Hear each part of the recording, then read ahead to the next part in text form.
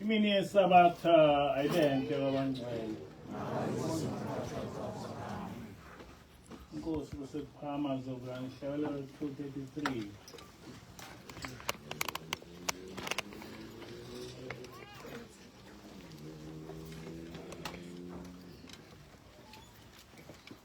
Tiko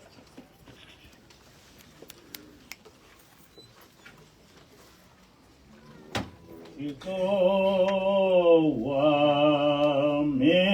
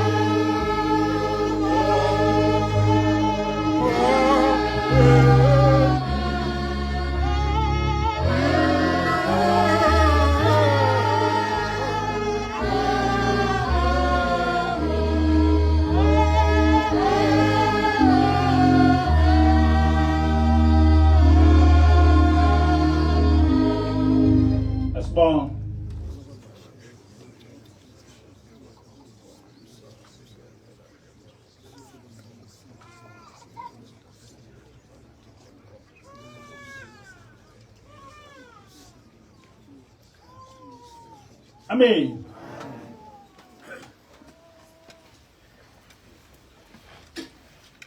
Isihloko salenkonzo sithi Inkosi Ilanga yathi sibulwele uNazaretha. Inyanga kaDisemba inyanga yokukhumbula Inkosi Ilanga. Ngoba yahamba emhlabeni mhla ka 19 December 1976. Inkosi Ilanga yahola leli bandla lamaNazaretha iminyaka engama-40. Waqala ukuhola kusukela iminyaka engu-30 waze wahamba emhlabeni eseneminyaka engu-70. Lesi sihlabelelo esihlabelelayo saqanjwa nguye ubaba Ilanga ngo-1945. Angimbonanga ubaba mkhulu, kodwa ngokwami akakho umuntu engake ngambona owayefana nenkosi Ilanga ngayo yonke into ongaseyicabanga. Kuyadinga-ke ukuthi sonke esiphokophele izwi lezulu ngesibuke emuva sibheke ukuthi inkosi Ilanga yasifundisani ngalobu Nazaretha osebudicilelwa phansi. Kodwa ngaphambi kokuba ngigxile ezimfundisweni zenkosi Ilanga kumele ngiqondise lamahlubuka athi angamaNazaretha acabanga ukuthi iwona esezolawula mina ukuthi ngenzeni noma kanjani kulomsebenzi kaNkulunkulu. Mina ngiyinzalo lobuNazaretha. Umama wakhuliswa ngumprofeti, emva kwakhe wahlala nenkosi Ilanga waze wayogana kwaMpanza ephila impilo uNazaretha ngokugcwele. Ukukholwa ngakuncela kuye. Kusukela ekukhuleni kwami akekho umuntu osebenzele leli bandla lamaNazaretha njengami. Akakho umuntu engakaze ngibhekane naye uma esedicilela phansi leli bandla likaMuzi wezulu nomhlaba. Yimina engabhala izincwadi eziningi zesiZulu nezesingisi ngichaza ngoShembe nokuNazaretha. Yimina engaqala ukuqopha izintshumayelo namaculo amaNazaretha ngichaza ngoShembe nokuNazaretha. Umhlaba waqala ngami ukwazi ngoShembe nokuNazaretha. Yimina engakhipha ibandla lamaNazaretha ngaphansi kobuKristu laba inkolo ezimele. Emva kwalokho ngafuna islot lapho engizoshumayela khona ngichazele umhlaba emsakazweni ngokuNazaretha. Yimina engaphumela eshashalazini ngaphonsela inselelo labo abakha ilungu lokuthi ubaba mkhulu wafa ezama ukundiza. Ngawaqeda lawo manga akhelwa ukuqeda ngubaba mkhulu nokuNazaretha. Amen. Kusukela ngaleso sikhathi akekho umuntu njengamanje ongake aphumele eshashalazini afakaze ngaleli ilumbu elakhiwa zimishini zabamhlophe ukuthi ubaba mkhulu wake wazama ukundiza. Yimina engaya kwi-TLC ngiyochaza ngokuhlukumezeka komprofeti nebandla lamaNazaretha. Ngangihamba ngedwa ngoba zonke izinhloko zebandla zahlehlela emuva noma sezincengwa ukuthi azingiphelekezele zenqaba. Kodwa phambili sengiku-TLC ngafica ibandla nebandla limelwe ngabantu abangu-12. Kuyileli bandla kuphela eliza nami ngedwa. Yize ngiyingedwa ngachaza ngabuye ngabhekana nayo yonke imibuzo evela kwi-TLC ngoShembe. Ngangena kwi-TLC ngingalutho kodwa ngathi ngiphuma ngabe sengihlonishwa ngisho ngosihlalo be-TLC. Imina engihambe cishe eSouth Africa yonke ngishumayela ngedwa ngoShembe nokuNazaretha. Ayikho i-university nama-college lapha eKZN engakaze ngiwahambele. Ngaye ngafika ngisho eVets University eGauteng ngihamba ngichaza ngoShembe nokuNazaretha. Mina anginazo izifundo zezenkolo kodwa eVets bengiba nodokotela kanye noprofessor bezenkolo abaqhamuka ema-university ahlukene ngisho avela e-USA naseCanada. Ngibachazela ngoShembe nebandla lamaNazaretha ngiqondisa okungamanga nokuliqiniso ngaleli bandla. Ngangiba nama-symposia njalo ngonyaka eVets University lapho ebengiba noprofessor uStazel kanye noprofessor Kishoff abangamadini eminyangweni wezenkolo. Ngibaqondise ngokuNazaretha uma sebephaphalaza. Sengiwenze wonke lo msebenzi. Ngo-2010 kwafika ingilosi kimi emini. Into eyagcina ukwenzeka kwa-Israel ukuba ingilosi ifike kumuntu ihamba ngezinyawo imnike negama layo. Le ngilosi yathi ithunywe nguShembe inkosi Ilanga kimi. Yathi uthi ubaba Ilanga angiphume ebuhleni bese ngakhela yona inkosi Ilanga ibandla elizofundisa indlela eyiyo yokukhonza uJehova. Mhla ka 26 March 2011 ingilosi yafika futhi isiphethe leli jazi engiliqokile, leli jazi. Yathi leli jazi ngilembathiswe inkosi Ilanga. Ngalo ingethwesa iziqu ukubonga ukuthi empilweni yami yonke ngilwele ushembe nobuNazaretha. Amen. Yathi ngakho leli jazi alihlangene nokugcotshwa kwami njengomholi webandla.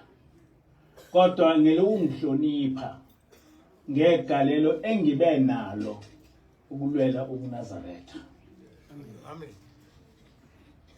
Washo yona inkosi Ilanga ukuthi manje umsebenzi okumele ngiwenze ukufundisa umhlaba wonke indlela eyiyo yokukhonza uJehova. uShembe akagcinanga ngokwenza lokho, kodwa le ngilosi ifike yahlala nathi isiqeqesha ngobuNazaretha njengenkolo kaJehova eyayikhona kusukela kwaIsrael. Ngakho ke nginegunya engilinikwe inkosi Ilanga ukuthi ngiqondise inkolo kaJehova. Amen. Ngaphezulu kwalokho ngase ngivele ngaziswe inkosi inyanga yezulu ukuthi uNkulunkulu ukubeke kimi ukuthi ngivikele noma ikuphi ukuwa kwaleli bandla ongase kwenzeke. Inyanga yezulu nenkosi Ilanga bakhuluma ngebandla lamaNazaretha njengoba lasungulwa ngubaba mkhulu. Angikwazi ukuthi sengizovukelwa ngamavukana angamahlubuka ebese ezotshela mina ukuthi angiwenze kanjani umsebenzi engiwuthunywe ezulwini. Kwezekeli 3 verse 17 to 19 uJehova wakhuluma lamazwi kuHezekeli. And I quote, "Ndodana yomuntu, ngikuqoke ukuba ngumlindi kuyo indlu yakwaIsrael. Ngakho-ke uyokuzwa izwi eliphuma emlonyeni wami ongixwayisele bona. Uma ngithi komubi uyokufa nokufa, bese ungamxwayisi omubi endleleni yakhe embi ukumsindisa, uyokufa ngenxa yezono zakhe. Kodwa igazi lakhe ngolibiza esandleni sakho. Kepha wena uma umxwayisile omubi, kodwa akaze wakuyeka ububi bakhe nendlela yakhe embi, kodwa wena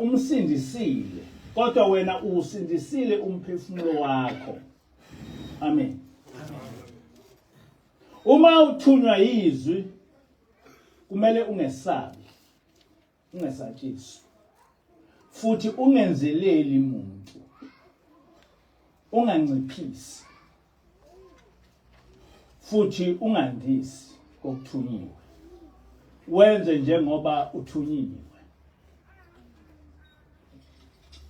Mina ngithunywe ezulwini ukuthi ngizokulwa nalempi kaSathane ubaba mkhulu okhuluma ngayo kwehlabelelo 55 ephuma ukuzochitha amaNazaretha enkosini yezulu. Kwizenzo 12 verse 21 to 23 ingilosi yashaya uHerodi wafa, waphethuza izimpethu ngaso leso sikhathi, ngoba evumele abalandeli bakhe bethi uNkulunkulu, kodwa yena engazange wathi uNkulunkulu. Kepha lapha kubi kakhulu, ngoba sikhuluma ngomuntu osukume ebandleni okubhalwe phansi ngubaba mkhulu ukuthi ngelikaJehova, wasikhomba yena wathi yimina uNkulunkulu. Leso isono esibi kakhulu ezulwini. Ongeke ukuthi ngoba okhulume lokho ungwakwaShembe uNkulunkulu bese emxolela. Noma imuphi umuntu okholiwe kungakhathalekile ukuthi ukuliphi ibandla. Uyazi ukuthi akekho umuntu ngaphandle kobuso ngumoya kaSathane ongavele ezikhombe yena athi uNkulunkulu. Le ndlela yokuhlambalaza uJehova ebandleni lakhe intsha futhi kumele inqandwe singakabhujiswa uNkulunkulu. Njengoba ngilapha ngithinywa ukuba ngivikele inkolo kaJehova kulabo abahlubule. Angizokwesaba lutho ukwenza lokho. Ukuthi uyakholwa noma ukukholwa ukuthi ngithunyiwe akusikho kwami lokho. Manje uma ungakwemukeli lokho ufuna mina ngenzini ukwenza wamukele ukuthi uShembe ongumoya ungithumile ukuba ngivikele lobo ubuNazaretha. Sengizothi ngoba ubuNazaretha sekubhilizwa ngumzukulu wenyanga ezulu bese ngiqhaqhazela ngesabe ukuvikela inkolo kaJehova. Ngitshelwa amahlubuka ukuthi ngenzeni. Angeke ngikwenze lokho. Sengichazile ukuthi kule nyanga sisesikhumbuzo Senkosi Ilanga. Ngakho ngifisa ukuthi labo abasenayo unembeza wokukholwa bezwe ukuthi iNkosi Ilanga yasixwayisa kanjani ngalokhu kuhlubuka esebudlame kwezinye izinhlangatho zamaNazaretha. Eziningi zalezi zintshumayelo ngisikhiphe encwadini kaAdvocate Mnyanda ethi izintshumayelo zeNkosi Ilanga. iNkosi Ilanga yasixwayisa ngabaholi abangase bevele kuleli bandla abayizidakwa. Yathi ngokuvumela lo mholi ahole ibandla utshwala kokugcina sekuphuzwa yiwo wonke amaNazaretha njengoba sekwenzeka nje manje. Nanka amazwi eNkosi Ilanga. Kulula kabi amaNazaretha ikakhulukazi kumuntu onjengami njengomuntu othandwa ngabantu bonke ukuba nginifake etshwaleni. Ubani ongangivimba uma ngithanda ukuba niphuze utshwala, uma ngithanda ukuba nidle ingulube, ubani ongangivimba? Anize ngiyicabanga leyo nto. Mina ngiyacabanga ukuthi emva kwami koba njani. Anosala nifuye izinja noma nosala nidle amatshwala noma nosala nidle izingulube. Nithi ngeke kwenzeke lokho? Kungenzeka. Ake ngibuze kini. Uma namhla ngiqala ngiphuze utshwala noma ugoloko noma obesizulu ningaba njani mina? Bangaki abangasala kini bengaphuzi? Ngaqale ngikuthukuse lokutshwala ilanga elilodwa. Kodwa ngelinye ilanga ngithi uma ngifika phakathi kwenu nibe senibona ukuthi ubaba namhla unomusa kakhulu. Nokuhamba kwakhe uyabona nje ukuthi kunjani. Utshwala ke lo. Uma wenza isono usifihla siyathanda ukuba sivele obala. Kobe sekuyachitheka ke ukuphakama. Kungabe kusaba khona.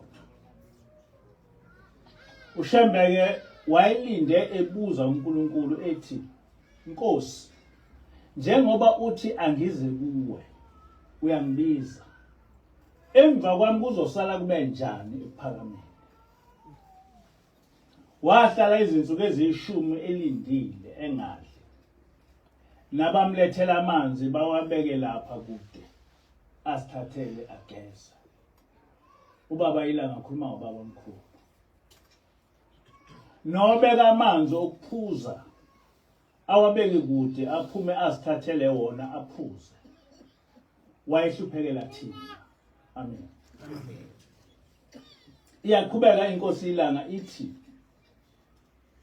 angizange ngihlale mina nesidaba. Angizazi. Ngiqale ukuzibona khona lapha ephakameni. Kukhona amabhoxongwane aseke angene lapha ekhaya edakini. Ngiqala lapha ephakameni ukubona ukuthi ukudakwa into enjani. Ngoba ngazalwa kungaphuzwa kithi.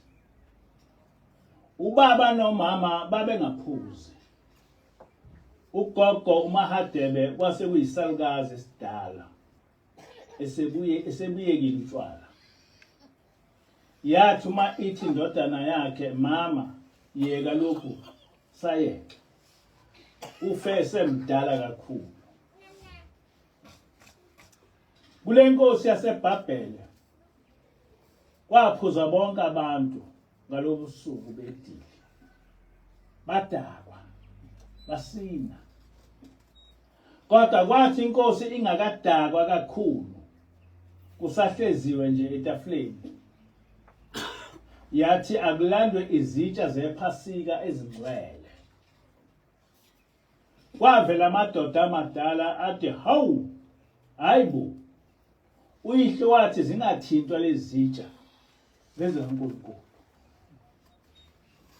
Wathi uBelshazari, uNkulunkulu wami, yimi uNkulunkulu, lethani mina, kusho uBelshazari.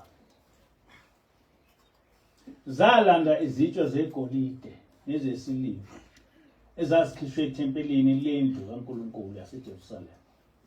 Inkosi nezikhulu zayo baphuza kuzo. Ningabuyeli emuva amaNazaretha. Ningaphuza utshwala. Noma kuthiwa uNkulunkulu uyaphuza utshwala ezulwini, nina ningaphuzi. Umuntu ophuzayo lapha ephakameni, ningesabi ukumkhipha. Noma yini nje. Uma ningibona ngiphuzile, nisho nithi, baba, ngoba usuyaphuza lapha ephakameni, hamba uye kwenye indawo yakho. Uyothi mhla uyekayo ukuphuza bese ukuyake ephakameni. Ngeke ngiphikise, ngeke ngiphendule. Ngiyobopha amasakana ami ngaleso sikhathi bese ngihamba. Ngenze lokho enikushoyo. Ngoba angisiyo into enkulu uma ngilapha ephakameni. Into enkulu yalapha ephakameni uNkulunkulu. Amen. Lo owehla ezulwini weza emhlabeni ngoba ethanda nina abantu bakwaZulu. Lapha khona amakhosi angaphezulu kwama20 nanga phambi kwakhe. Abezile kimi beze uNkulunkulu. Uma sekufika isikhathi sami sokuba ngihambe emhlabeni, ngiyohamba njengobaba. Kodwa uNkulunkulu akahambi, yena uyahlala. Engakuthandi-ke ukuthi uma ngikhona ekuphakameni, ngisebenzele ukuthi uNkulunkulu ahambe lapha. Njengoba uNkulunkulu exoshwa nje. Ngisebenzele indlela yokuthi angiphuze. uNkulunkulu aphume lapha ephakameni. Ngisaleke mina ngibe inkosi. Angazi ukuthi ngizoba inkosi enjani. Noma ngizoba inkosi eyingulube, noma eyikati, noma eyimfene. noma enjani nje uma uNkulunkulu esehambile phakathi kwethu. Njengoba sekunjalo emzini kaNkulunkulu esebuhleni sekusine zangoma zibhabhadisa nokubhabhadisa. Uthike ubaba Ilanga manje ke ngiyakhuluma ngithi uma ningibona ngidakiwe anibongitshela kahle nithi baba hamba uye kwenye indawo kodwa ungayeke ukuphuza ubuye. Ngani na? Ngoba nina nibhasobhile lapha ePhakameni. Njengoba ngisho nje ngithunyile ukuthi ngukubhase uNazaretha. Amen. Kusho baba Ilanga ukuthi ithine sikubhasobhile lapho lokhu kuphakama. Ngithi ke eNazaretha noma kufika umprofeti kini ombethe ingubo emnyama njengale engiyembethe noma eluhlaza noma ebomvu noma emhlophe, uma ethi kuyaphuzwa utshwala ezulwini, phuzani nani ningavumi. Uma seliphuza utshwala ngeke nikwazi ukulinda lo muzi wasekhulana, ngeke nikwazi ukubhasopa ngoba iphoyisa lalomuzi yini nonke, amakhosikazi, amadoda, izintombi nezinsizwa zalapha ePhakameni. Uma nina ningawubhasopi lo muzi ngeke ube khona. Uma nibuka izinto zonakala nikhona nithi akundaba yami indaba kaBaba, seningene uSathane ngoba indaba yenu le. uShembe ushiyekini konke akashiyanga lutho kimi, noma esegula akazange angibize, nomfowethu lo uAmos akazange ambize, nomnewethu omdala okhona lapha akazange ambize, akazange asho ukuthi abantwana bami baphi. Amen. Amen. Namhla ke uma sikhuza umhlola amanazathe esephuza nabanye abaholi bephuza kuleli bandla, abanye sebethi bangonkulunkulu, sekuliwa nathi, sekumele sesabe ubukhulu bebandla kunokulahlekelwa uNkulunkulu. Kuzo zonke izono ebezingenziwa amaNazaretha, kodwa iNazaretha belingadlaleli etshwaleni, belingadlaleli ekugundeni ikhanda. Kodwa namhla sekunamanazareta aphuzayo, agundayo, ahlabela amadlozi, asondana zangoma, futhi nawo abayizangoma. Uthi ubaba, uma ngingaqala ngiphuze, bangake abangasala kimi bengaphuzi. Njengoba sekunabaholi abathi ibona uNkulunkulu kuleli bandla, Inkosi Ilanga yaprofetha ukuthi lento iyokwenzeka uma esehambile emhlabeni, nokuthi kumele thina senze sibhekane kanjani nesimo esinjalo. Ithile Inkosi Ilanga, manje ngiyathanda unikhumbuza njengoba ihlabelelo sisho ukuthi uNkulunkulu uyayenza into enhle njengale yenu, kodwa usuke engayenzela abantu. UbuNazaretha lobu uNkulunkulu akabenzelanga abantu, wazenzela yena. Sisho njalo ihlabelelo senu sithi idwala elihle lamaNazaretha owasikhethela lona uJehova ngokuthanda kwakhe, into yakhe le. akusiyo eyabantu, akusiyo futhi into kaShembe, futhi akusiyo into yamadodana ami noma abafowethu nabefundisi basekuphakameni, akusiyo into yabo ngekaNkulunkulu. Manje uma sichaza lento akuba sengathi siyahlanya emakhanda, kodwa ikhulunywe abaholi baleli bandla ababekhethwe uNkulunkulu. Ukuphakama lokho akusikho kwenu, akusikho futhi okaShembe lo obonwayo, okaNkulunkulu, okukaShembe osezulwini,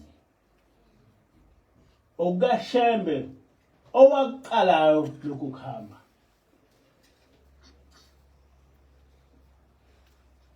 UNazaretha abohlale kukhona uma nikhumbula ukuthi indawo enalomuzi kanye nalokho kuhamba eniyikho akunankosi ebonwayo, akusikho obomuntu. Eyenu inkosi ayibonwa uNkulunkulu kuphela, ayikho futhi enye. Ngakho nilibambisise lelo lizwi noma nini, noma singasekho thina emhlabeni, nikhumbule ukuthi ubuNazaretha lobu lomuzi wasekuphakameni akusiwo owomuntu, ukhuluma ubaba Ilanga. Akho umuntu ongavela onjengami nje anikhiphe nina endlini kaShembe. Uma ngithi onjengami ngisho ngoba kuye kuthiwa ngingumholi wamaNazaretha, kepha angisiye umholi wenu uShembe kuphela. Amen. Kodwa unyazi ukuthi ilona eloNkulunkulu wamaNazaretha. Kodwa ubaba Ilanga uthi mina angisiyena umholi wamaNazaretha. Umholi wamaNazaretha ubaba mkhulu kuphela. Kusho ubaba Ilanga. Ngale ntshumayelo ngizama ukuthi nginibonise ukuthi asigule emakhanda uma sikhuluma le ndaba ukuthi asinakuthula kuqhamuka umuntu phakathi kwethu ezoqeda ubuNazaretha,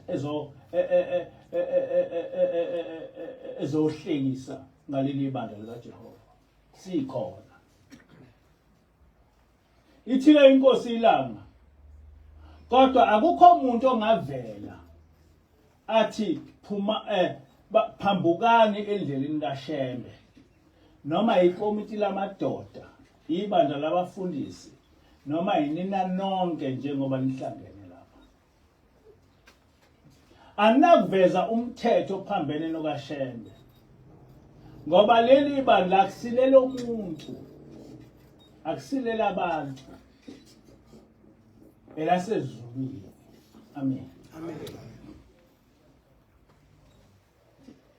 Njengoba sihlale sikuveza lokhu, inkosi Ilanga ziningi iziprofeto eyakhuluma ngazo, eziningi esenzizekile. Ngelinye ilanga inkosi ishumayela ithi, uma thina boShembe sithela ngale kuleli yaqhuma, kuyovela oShembe abaningi,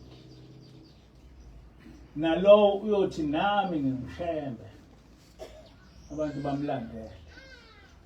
Neomunye ethi nami ngingumShembe, abantu bamlandele. Nenkawu iyothi nami ngingumShembe, abantu bayilandele. Kodwa ngiyaniyala ngithi uShembe emdleni ningamgcobi, ngoba uma nimgcoba uyosuka masinyane. Ngithi funani uShembe womoya, ngoba uShembe wenyama uyaphela, uyadlula. Kodwa uShembe kamoya akadluli. Kuzokuhlwa, kuzoba mnyama, baningi abazohamba ebumnyameni. uNkulunkulu uzokwenza inkokhelo lapha ephakameni. kuzoba khona inkokhelo yendoda.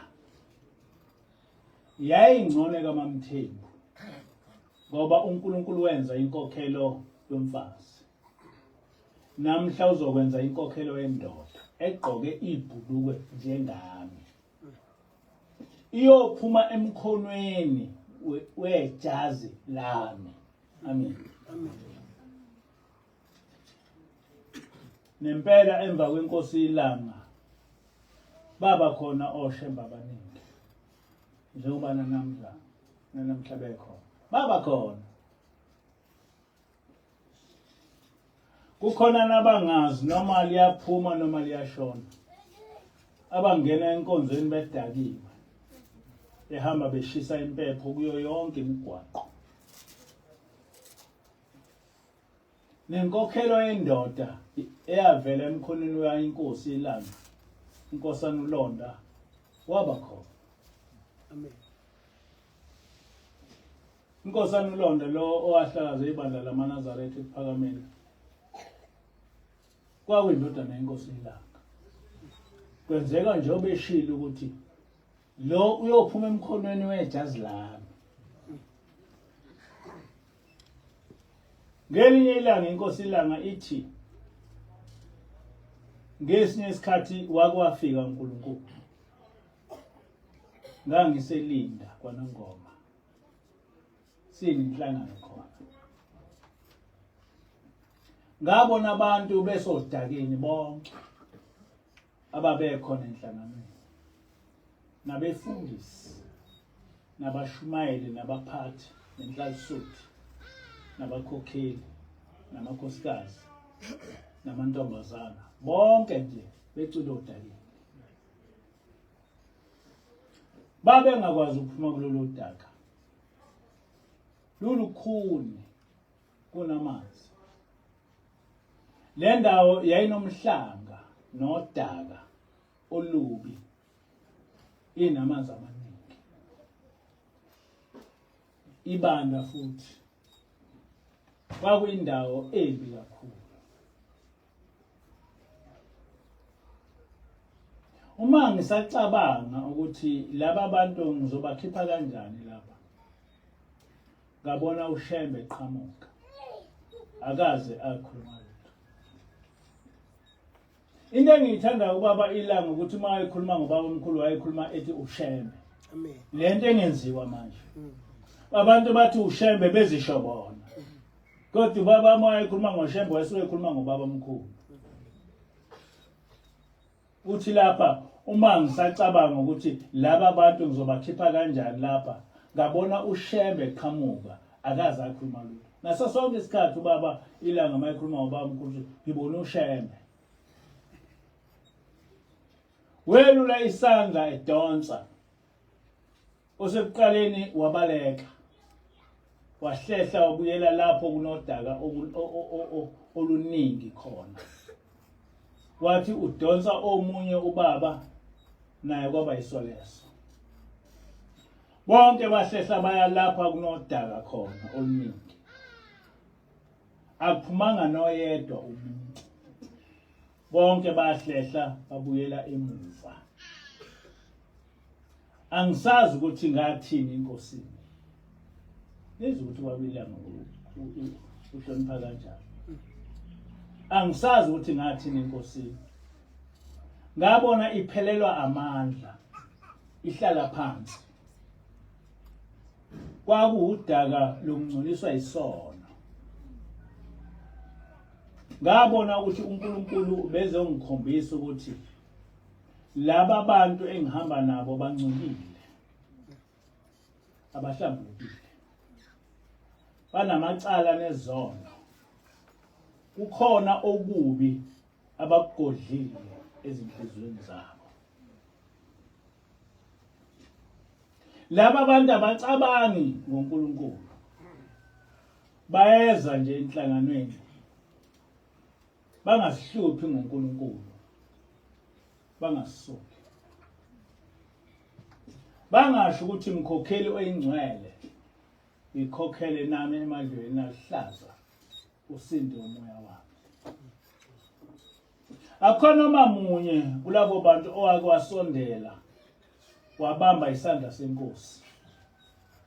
Bonke bahlehlela babuyela emuva. Bangaphuma okudabini. Indaba enkulu lena. Uma abantu abaningi kangaka bengathandi ukusondela enkosini noma bengathandi nokuphuma odakeni lwezono zabo. Njengoba sibuthene lapha kukhona yonke inhlobo yomuntu. Abanye amasela bayeba. Abanye bayaphinga. Abanye banamanga. Abanye bangababulali. Yonke inhlobo yesono esikhona emhlabeni ikhona phakathi kwethu. Abaningi banazo lezi zono. Bayacasha lapha. Abanye sebeyaziwa ukuthi usibani impilo yakhe inje. Aliyoba khona elinye ilanga elifana naleli lanamuhla.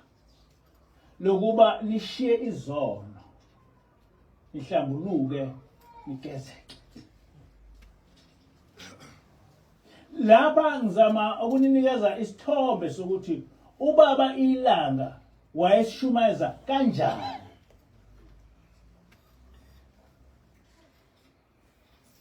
Noma amanye abandla noma inhlangothi zike zifundiswe zinyanga lodwa usuku ngendaba yesono.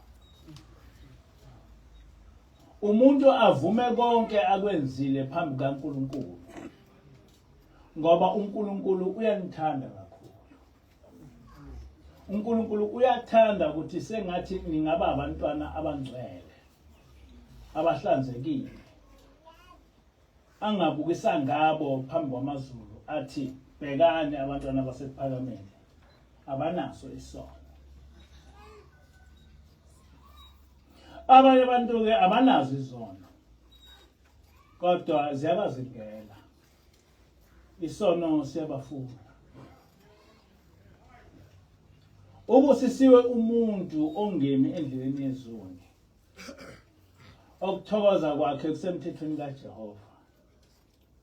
Ozindla ngomthetho kaNkulunkulu imini nobusuku.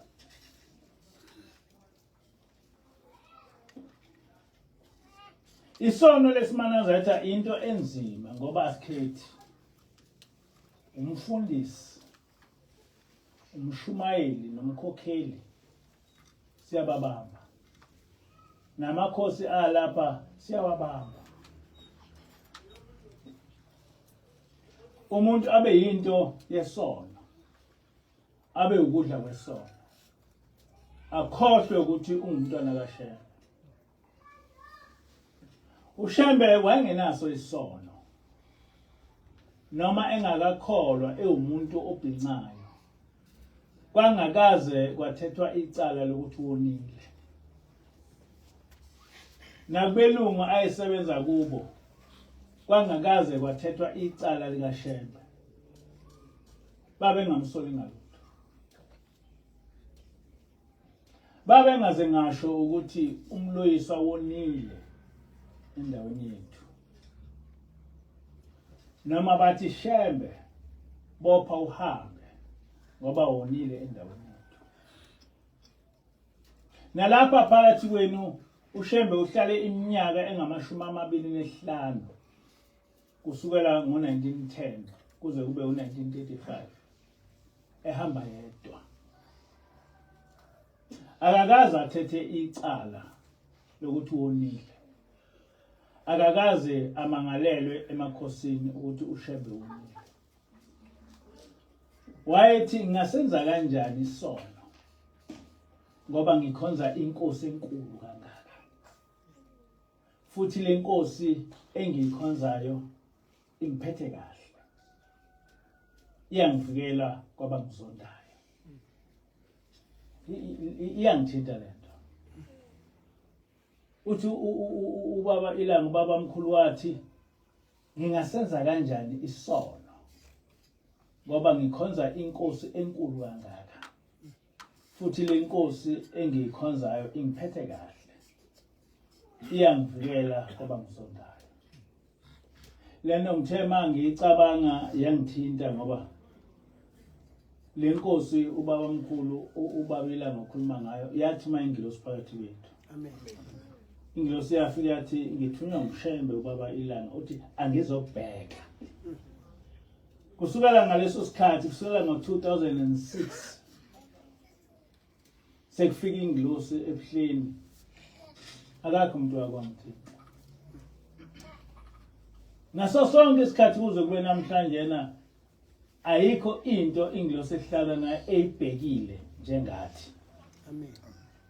bonke abantu abasizonda ngabe kudala safa kodwa uNkulunkulu ukhiphe ingilosi uthi izosibheka ngakho ke nami ngiyibuza ukuthi ngasenza kanjani sona ngoba ngihleli nomuntu wasezulwini ongithandayo Amen. iyawathetha amacala ami ngaqamba amanga kanjani amen kusho ubaba omkhulu lesi siprofeto senkosi Ilanga ebona wonke amanazareta engena odakeni sinzima kakhulu kodwa kulesi sikhathi samanje amanazareta amaningi ayantunda nje ayisakhulunywa kuwo ayisakhulunywa kwindaba kaNkulunkulu noma indaba yesono kodwa isiprofeto esikhulu kakhulu ileso umfundisi uMadlala owashumayela ngaso sisibuhleli lesi sigamo ke senzeka inkosi Ilanga isizohamba emhlabeni umfundisi uMadlala uthi sasi sekuphakameni sesijwayele kubuhle konke iminyaka eminingi siphila ngezwi ngokungena nje siphile singathandazelwanga nokuthandazelwa angazi ukuthi ngenza kanjani ukuthi nathi lapha siphile ngezwi njengoba umfundisi uMadlala echaza kwakukuhle kuphakameni ngenxa yenkokhelo udumo lukaNkulunkulu lulukhulu singacabangi lutho olunye ngaphandle kokungena ezulwini sasingafisi nakuthintwa ngumuntu ongakholwa angazi noma nayizwa ngani khuluma umfundisi Madlala usibekela impilo abake bayiphila ngaphansi kwenkosi Ilanga kwathi ngonyaka othile inkosi sikhulile nami sengingumfundisi inkosi yaphatheka kabi kakhulu emva kwale nkonzo yaphatheka kabi yagula yaze yadlula emhlabeni kwakunguJulayi sibu-10 ekuphakameni inkosi yashumayela ngendaba yokuzithanda nokuthanda uNkulunkulu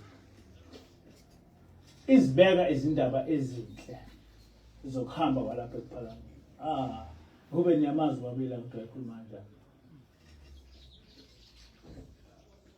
yakhuluma ngenkathi yokwanda kobuNazaretha emhlabeni wonke ithi ayikho into ezobanhle ukwedlula ubuNazaretha emhlabeni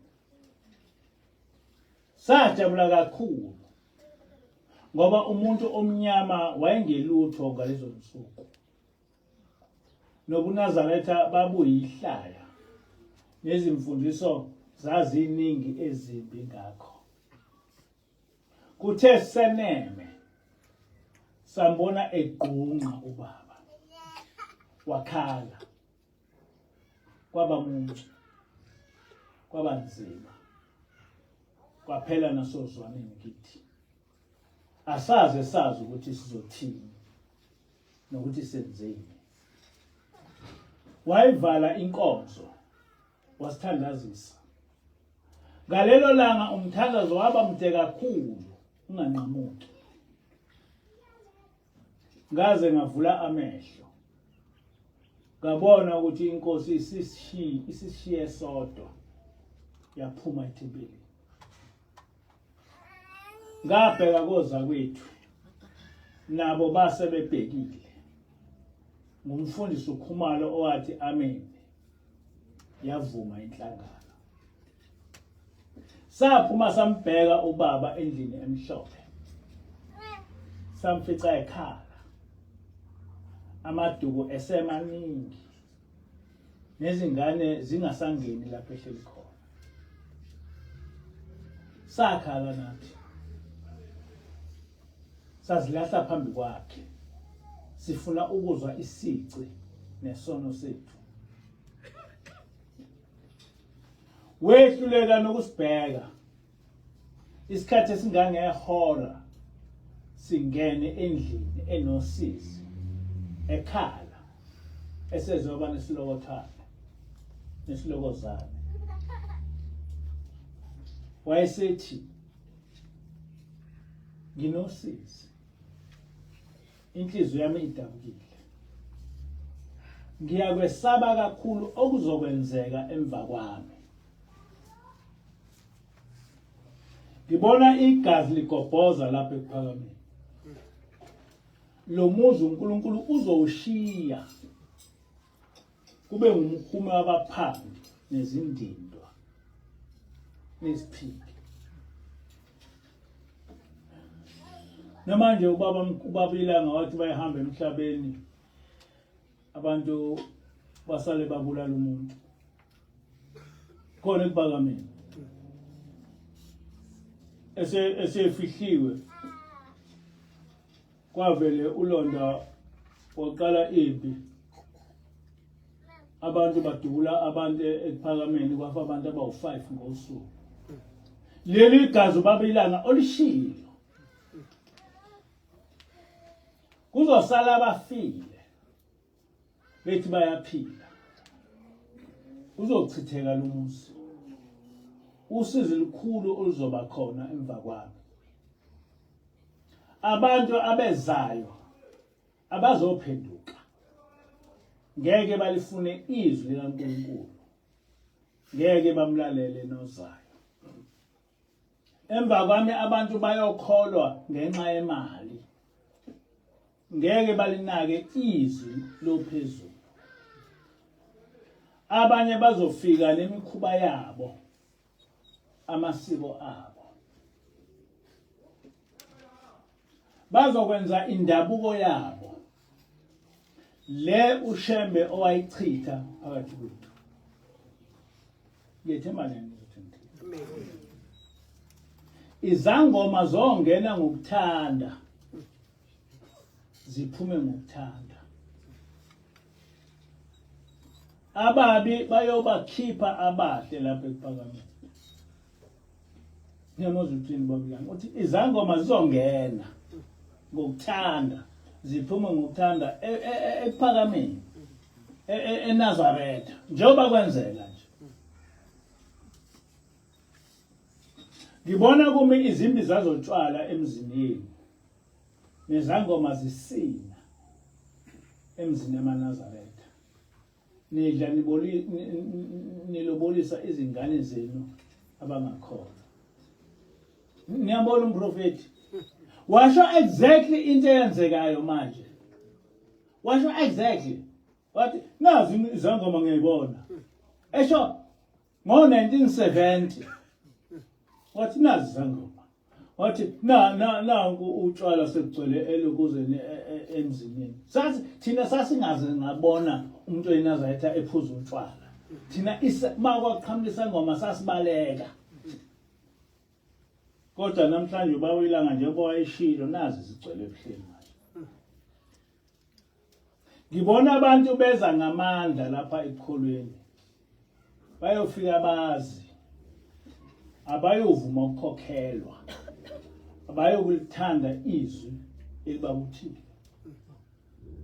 Yobani babona nje begcwele ebuhleni. Ubaba wababona. eminyakeni yo-1970 ukuthi leli bandla lizoba nabantu abaningi kodwa bobe bengazile ngokukholwa. Kusho ubaba Ilanga. Mase siqhamukane sesiveza lezi zinto sesiyathuka. Bayofika nokwazi kwabo. Bahlakaniphile. Banolimi nezibonakaliso. Nani niyothatheka. Nilahle indlela kaBaba anishiye nayo. Bayonixosha. Banikhiphe nasemathempelini enu. Ningavumi noma sekunjalo. Nikuphike engakushongo. Angakushongo ushembe phakathi kwenu. Nikwenqabe engwenqabile. Niyamuzwa Ilanga ukuthi uthi sikuphike sikwenqabe ubaba mkhulu ongakushongo. Bayothi gayana utshwala. Lumbana amalungu. Banibuyisele kokuchithile. Bethi yiyo indlela yokhokho benu. Bethi ningayilahli. Mina munye umthetho engizonishiya nawo. Nengininika wona. Yilowo ubaba owanifundisa wona. Amen. Ngamanye amazwi ayikho indaba yokuthi uthi hayi ubaba inyanga yezulu wathi, hayi ubaba Ilanga wathi. Ngoba ubaba Ilanga wathi umthetho enginishiya wona yilowo enawutshelwa ubaba mkhulu. Kusho ubaba Ilanga. So akwazi ukuthi mawusuwenza into ephambili kusuthi hayi ubaba Ilanga wathi. Awukwazi ngoba ubaba Ilanga wazisho yena ukuthi akakwazi ukuba ephambane nobaba mkhulu. Noma ungaze ukuprove ukuthi ubaba Ilanga u10 ubaba mkhulu u10 kodwa izwi elimayo ngilika baba mkhulu. Ngoba u10 ubaba Ilanga mina nginishiya nomthetho kababa mkhulu.